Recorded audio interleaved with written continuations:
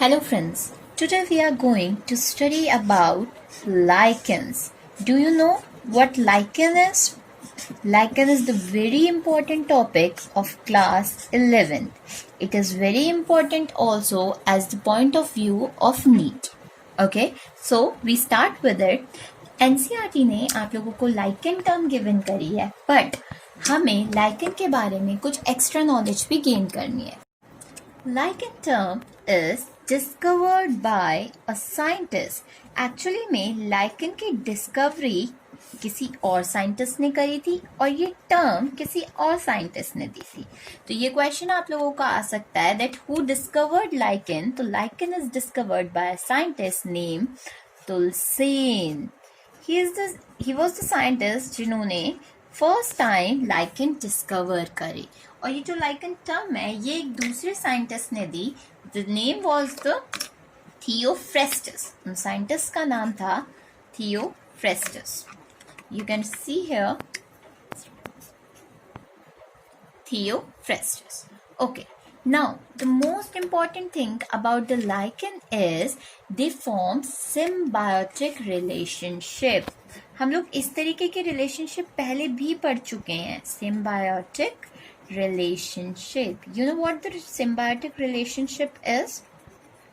Symbiotic relationship एक ऐसी relationship होती है जिसमें कोई भी दो ऑर्गेनिज्म, मान लेते हैं ये कोई दो ऑर्गेनिज्म है और ये दोनों ऑर्गेनिज्म इस तरीके से म्यूचुअल रिलेशनशिप में रहेंगे कि दोनों एक दूसरे के लिए बेनिफिशियल हो, दोनों एक दूसरे को चीज़ें प्रोवाइड कर रहे हो. फॉर एन एग्जाम्पल लाइकन के केस में जो सिम्बायोटिक रिलेशनशिप शो करी जाती है वो दो ऑर्गेनिज्म से शो करी जाती है. That's why lichen are also known as dual organism.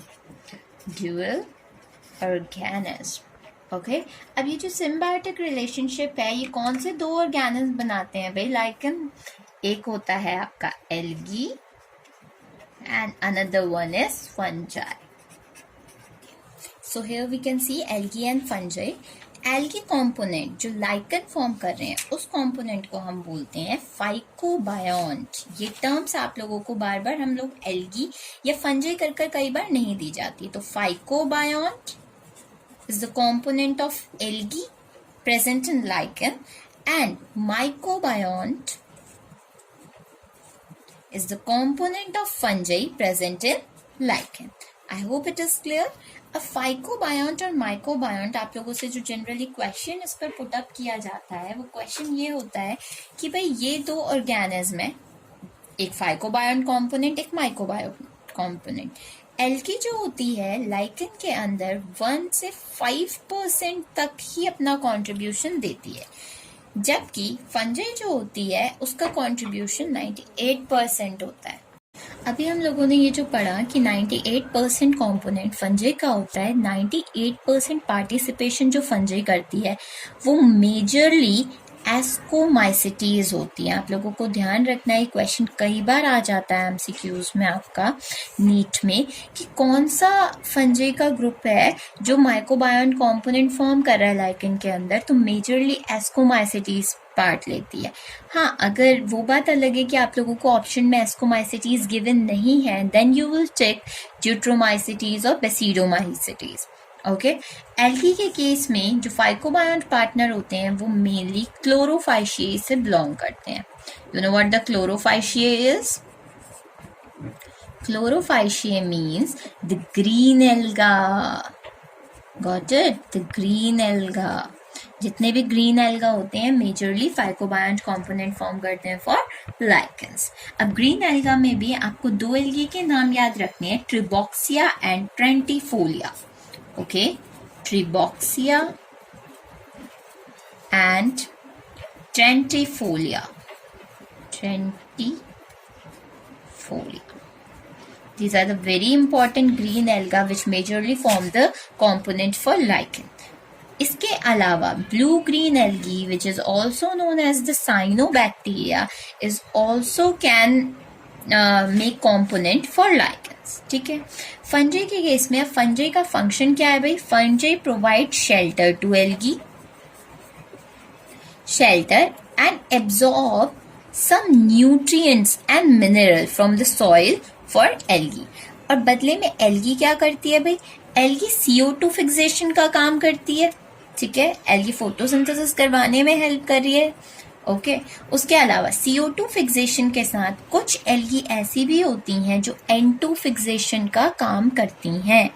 Remember, CO2 के साथ साथ कुछ एल्गी N2 फिक्सेशन का भी काम करती हैं, और उस केस में हम इस तरीके के लाइकेंस को बोलते हैं एजोटोडेस्मिक लाइकेन। इस तरीके के लाइकेंस जो CO2 के साथ साथ, जिसमें एल्गी के कंपोनेंट CO2 के साथ साथ N2 फिक्सेशन का भी काम करते हैं, उस तरीके के लाइकेंस को हम बोलते हैं एजोटोडेस्मिक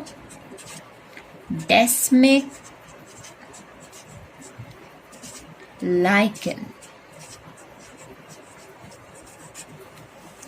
हम लोगों ने अभी तक एल्गी और फंजी कंपोनेंट के बारे में पढ़ा जो लाइकेन फॉर्म कर रहे हैं, उनका कितना कंट्रीब्यूशन है, उसमें से कौन सा ग्रुप मेजरली पार्ट लेता है, कौन सी एल्गी मेजरली पार्ट लेती है, उनके फंक्शंस पढ़े। अब लाइकेंस के बारे में जो हमें जानना है वो ये है कि किस टाइप के एरिया में लाइकेन हमें मिल सकते हैं, किस तरीके के कंडीशंस में लाइकेन हमें मिलते हैं। तो उन सब के लिए लाइकेन के बारे में जो आपको जानना है वो पेरिनियल है। ओके, पेरिनियल का मतलब आप लोगों को क्लियर होगा, पेरिनियल है, एवरग्रीन है। ओके, और किसी भी तरीके के कंडीशन में हम लोगों को ये मिल सकते हैं। डाइवर्सिटी ऑफ हैबिटेट होता है लाइकेंस का। रिमेंबर, डाइवर्सिटी ऑफ हैबिटेट मतलब कोई एक पर्टिकुलर काइंड के हैबिटेट में लाइकेन आपको नहीं मिलते, डाइवर्सिटी है इसके हैबिटेट में। For an example, it can grow on rock, it can grow on soil, it can grow on wood, it can grow on tree bark. Okay, अब इसके अकॉर्डिंग हम लोगों ने लाइकेंस को डिफरेंट टर्म्स दे दी। जैसे कि जो लाइकेंस रॉक में ग्रो करते हैं हम उसको बोलते हैं सैक्सिकॉलस, सैक्सिकॉलस लाइकेन। जो सॉइल में ग्रो करते हैं उनको बोलते हैं टेरिकॉलस लाइकेन। जो वुड में ग्रो करते हैं उनको बोलते हैं लिग्निकॉलस। और जो लाइकेन ट्री बार्क में ग्रो करते हैं they are known as corticolous lichen. So I hope इतना आप लोगों को क्लियर होगा। लाइकेन सिर्फ इसी तरीके की जगह पर ग्रो नहीं करते, ह्यूमिड एंड एक्सपोज्ड कंडीशन, ठीक है, ह्यूमिड एंड एक्सपोज्ड कंडीशन में भी ग्रो कर सकते हैं। दे कैन टॉलरेट extreme desiccation,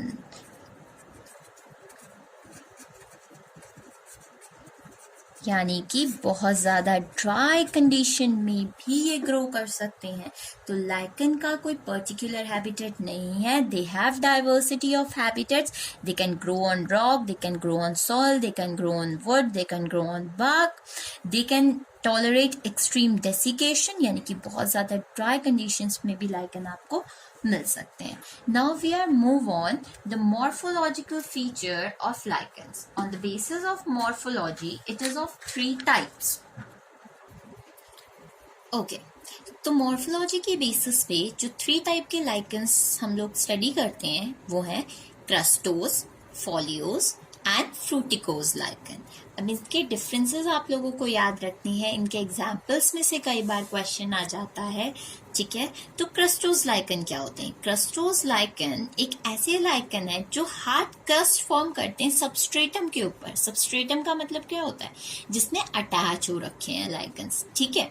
अब ये फर्मली अटैच होते हैं सबस्ट्रेटम से सेवरल पॉइंट्स पर, कोई एक पर्टिकुलर पॉइंट नहीं है, कुछ पॉइंट्स ऐसे होते हैं जहां पर ये सबस्ट्रेटम से अटैच होकर रहते हैं। क्रस्टोस लाइकेन में ऐसे कोई स्पेशल स्ट्रक्चर्स नहीं होते अटैचमेंट के लिए, ठीक है। उसके बाद आप इसके एग्जाम्पल्स देख सकते हैं। For an example, graphis, lecanora esculenta which is also known as bread of heaven, bread of heaven भी बोला जाता है इसको, ठीक है। नेक्स्ट है आपका राइजोकार्पन, डर्मेटोकार्पन मिनिएटम, और इसी लाइकन को स्टोन मशरूम भी बोला जाता है। ये क्वेश्चन आप लोगों से पूछ लिया जाता है कभी कभी कि स्टोन मशरूम इज, और ऑप्शन में बहुत सारे ऑप्शंस आप लोगों को दिए होते हैं, तो बी रिमेम्बर स्टोन मशरूम किसको बोलते हैं? डर्मेटोकार्पन मिनिएटम। नेक्स्ट आ जाते हैं फॉलियोस पर। फॉलियोस लाइकन जो होते हैं वो लीफ लाइक होते हैं, उनकी शेप ही मतलब उनका ये फीचर है, लोबिंग लीफ लाइक स्ट्रक्चर्स होता है। ये फ्यू पॉइंट से सबस्ट्रेटम से अटैच होते हैं और यहाँ पर स्पेशल स्ट्रक्चर प्रेजेंट है, और उन स्पेशल स्ट्रक्चर्स को जो सबस्ट्रेटम से अटैच होने में लाइकन को हेल्प कर रहे हैं, they are known as rhizines. Here are your examples. Next, move on to the fruticose lichen. Fruticose lichen is highly branched. ठीक है, काफी हाईली ब्रांच होते हैं, बुशी अपीयरेंस देते हैं। ये सबस्ट्रेटम से सिंगल पॉइंट पर अटैच होते हैं एक डिस्क लाइक स्ट्रक्चर की हेल्प से। Okay, and here are the examples. Now move on the reproduction in lichen. Lichen can reproduce by vegetative means, by asexual methods, and by sexual methods. These are the three methods through which lichen can reproduce. Reproduction in vegetative means, reproduction by vegetative means के अंदर आप लोगों को ये पढ़ना है कि जब lichen mature हो जाता है तो वो ब्रेक हो जाता है उसके पार्ट्स में, और वो जो नए पार्ट्स ब्रेक होते हैं, थैलस से न्यू ऑर्गेनल बनना होता है, उसके जो इम्पोर्टेंट स्ट्रक्चर्स हैं वो है सोरेडिया, cephalodia and Isidia. These are the three main structures, vegetative structures, through which a lichen can reproduce by vegetative means. Asexual reproduction के अंदर स्पोर फॉर्मेशन होती है। जो स्पोर फॉर्मेशन होती है, स्पोर्स ओइडिया हो सकते हैं, स्पोर्स पाइसनियोस्पोर्स हो सकते हैं,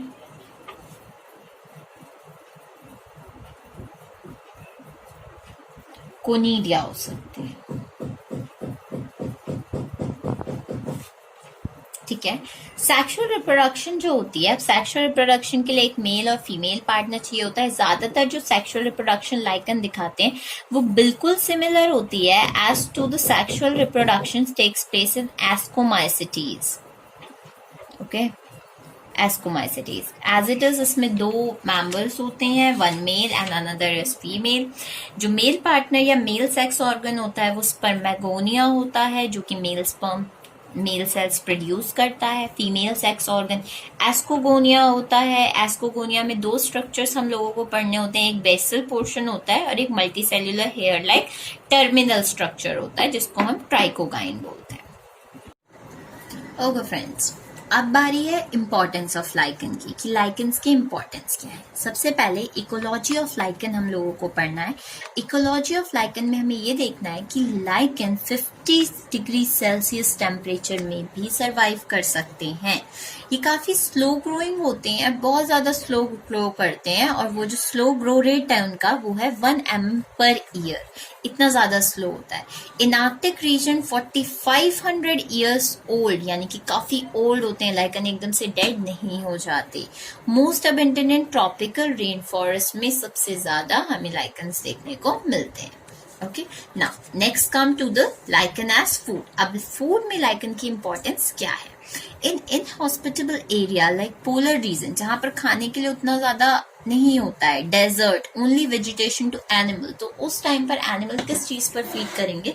जब वहां पर उतनी ज्यादा वेजिटेशन ही नहीं है, तो उस टाइम जो लाइकन काम आता है वो आता है cladonia rangiferina, which is eaten by reindeer, caribou, sheep, land snails, they all can feed on this lichen, ठीक है, for survival. Next Libyan desert की बात करते हैं। लिबियन डेजर्ट में जो लाइकन हमें मिलता है वो है आपका लिकैनोरा।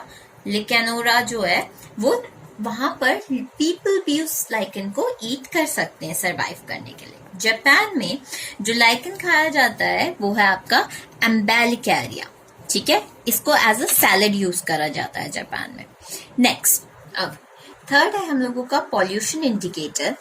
पॉल्यूशन इंडिकेटर जो कि बहुत इंपॉर्टेंट पॉइंट है, एनसीईआरटी में जो फोकस करा गया है लाइकन की इंपॉर्टेंस पे वो यही है, पॉल्यूशन इंडिकेटर, ठीक है। पॉल्यूशन इंडिकेटर क्यों बोलते हैं भाई? क्योंकि लाइकन जहां भी ग्रो करते हैं, लाइकन कैन एब्जॉर्ब पॉल्यूटेंट्स। ये जो पॉल्यूटेंट्स होते हैं इनको लाइकन एब्जॉर्ब कर लेता है। लेकिन एब्जॉर्ब करने पे लाइकन को क्या नुकसान होता है भाई? लाइकन को ये हार्म हो जाता है कि वो स्मॉल होता चला जाता है, और जितना ज्यादा वो पॉल्यूटेंट को एब्जॉर्ब करेगा उतनी जल्दी वो खत्म हो जाएगा। दैट्स वाई जिन एरिया में बहुत ज्यादा पोल्यूशन होता है, लाइकन वहां से गायब हो जाते हैं, वहां में नहीं मिलते हैं। क्यों नहीं मिलते? क्योंकि वो वहां पर इतना ज्यादा पॉल्यूटेंट एब्जॉर्ब कर चुके हैं कि अब वो ग्रो नहीं कर पा रहे हैं। That's why they are known as pollutant indicator. They can absorb the pollutant like fluoride, ozone, NO2, PEN and herbicides. Antofix is most sensitive to. अब जब एंटोफिक्सेशन ये करते हैं तो वो सेंसिटिव किन किन चीजों से सेंसिटिव होती है? जैसे SO2 की अमाउंट बहुत ज्यादा बढ़ गई, या radio active elements like strontium and caesium due to this size of thallus reduce. और जितना ज्यादा वो इस चीज को एब्सॉर्ब करेगा, यानी इस तरीके के पॉल्यूटेंट्स को एब्सॉर्ब करेगा, उतना ज्यादा लाइकन का साइज छोटा होता चला जाएगा। तो आई होप ये इम्पोर्टेंट है, ये आप लोगों के लिए बहुत ज्यादा, क्योंकि ये एनसीईआरटी ने फोकस करा है इस इम्पोर्टेंस पर। Okay, next other users. कुछ अदर यूजर्स आप लोगों को इसके याद रखने हैं कि lichen can help in medication like lung disease के लिए जो लाइकन यूज करा जाता है, that is your Lobaria pulmonaria. Next है आपका हाइड्रोफोबिया में जो लाइकन हम लोग यूज करते हैं, पेल्टिगेरा कैनिना। एंटीबायोटिक में उसनिया जो कि उसनिक एसिड प्रोड्यूस करता है। नेक्स्ट है कैन कंट्रोल प्लांट डिजीज। कुछ ऐसे लाइकन्स भी हैं जो प्लांट डिजीज कंट्रोल कर रहे हैं, plant disease like tobacco Mosaic virus and tomato canker. Next है डाइंग टेक्सटाइल्स, जो हम डाइंग करते हैं, ओके, वो डाइंग वगैरह किस किस आप लाइकन से मिलती है? Roccella, Parmelia, Ochrolechia and Evernia. Next है एक्सट्रैक्शन ऑफ डाई, यानी कि to give shades like red, purple, brown, ये जस्ट हम लोगों को लाइकन से मिलता है, that lichen is orchid. Next है स्टेनिंग न्यूक्लियस, जो कि बहुत इंपॉर्टेंट पार्ट है। एक स्टेनिंग न्यूक्लियस, दूसरा आपका लिटमस एक्सट्रैक्ट किया जाता है, ठीक है। ये दो बहुत ज्यादा इंपॉर्टेंट है नीट के पॉइंट ऑफ व्यू से। स्टेनिंग न्यूक्लियस के लिए ऑर्शिन यूज करा जाता है जो कि लाइकन से डिराइव होता है। लिटमस बनाने के लिए रोशेला लाइकन का यूज करा जाता है, okay. And last making perfumes, जो परफ्यूम्स बनाने के लिए ऑयल यूज करते हैं वो भी लाइकन से ही एक्सट्रैक्ट किए जाते हैं। आई होप ये वीडियो आप लोगों के लिए बहुत ज्यादा बेनिफिशियल रही हो। इसमें मैंने आप लोगों को शॉर्ट नोट्स प्रोवाइड करे हैं, काफी कम स्पेस लेकर हमने बहुत ज्यादा नॉलेज एक्यूमुलेट करी है। तो नेक्स्ट वीडियो में हम लोग इसके क्वेश्चंस प्रैक्टिस करेंगे। So hope you like the video.